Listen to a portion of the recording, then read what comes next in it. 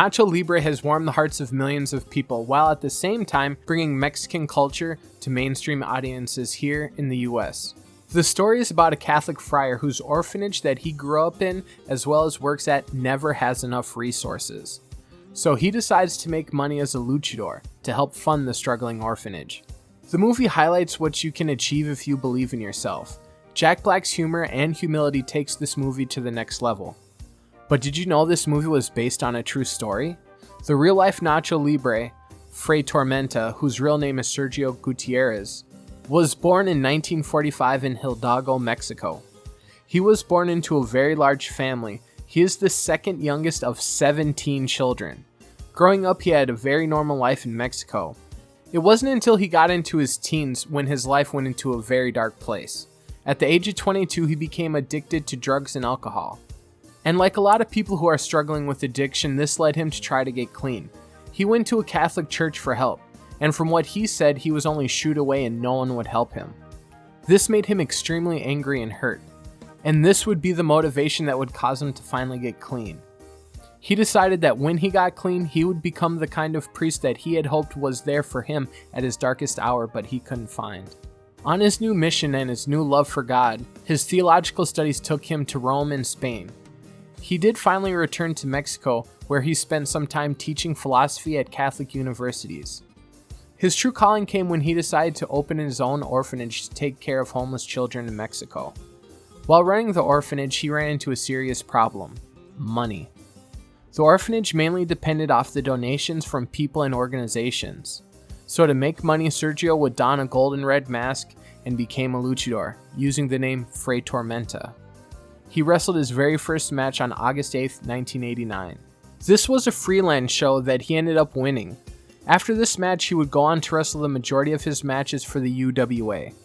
If you're not familiar with Mexican wrestling promotions, they have a promotion in Mexico called CMLL.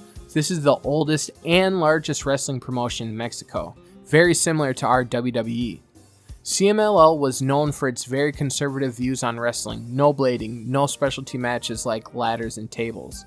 CMLL does do cage matches, but that is usually for their anniversary shows once a year. This conservative view, mixed with their reputation for wanting to bury younger talent and keep the same guys on top, caused a rift with longtime wrestler and trainer Rey Mendoza. Rey would eventually leave CMLL and create the Universal Wrestling Association. This promotion would grow considerably large and have working relationships with the WWE and New Japan. Hulk Hogan would even work there because of the agreement they had with the WWE.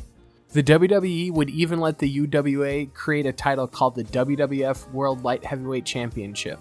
So it's in this promotion that Fray Tormenta would wrestle most of his matches, until the UWA would go out of business in the mid-90s, due to the sharp decline of the peso as well as competition moving into town. In 1992, another booker from CMLL, Antonio Pena, would leave the company for the same reasons that Rey Mendoza had left. But on his way out, Antonio would take the largest star in Mexico, Conan, with him, as well as a lot of the younger talent, and form AAA. AAA throughout the 90s reigned supreme, and the UWA just could not compete with CMLL or AAA. With the UWA now defunct, Fray Tormenta would semi-retire and spend the majority of his time taking care of the children at his orphanage. He would come out of retirement for special occasions, and in 1997 would finally return to CMLL, teaming with Brazo de Plata against Dr. Wagner Jr. After a 2-match run in CMLL, he would not wrestle another match until 2011. After a decade away from the ring, he would do 2 freelance shows and finally hang up the boots on March 7, 2011. Fray Tormenta would not have the longest career. He wrestled about 22 matches in a career that spanned over a decade. But, as he once said, his heart was never into wrestling. His heart was taking care of those less fortunate than himself. He did not like seeing children go hungry or poor. The kids at his orphanage would always come first. Wrestling was just a means to achieve the goal of taking care of the kids. This selfless act would cement him as a legend in Mexico, and would be the basis for a French film about his life, as well as the basis for several video game characters: King from Tekken, Crasher Wig from Pokemon, Tyzok from Fatal Fury, Leon from F-Zero, and Greco from Chrono Cross, and of course the movie we all know and love, Nacho Libre. If you enjoyed this video, please drop a like and consider subscribing to the channel, where I make a lot of wrestling content. Until the next video, stay safe and stay healthy.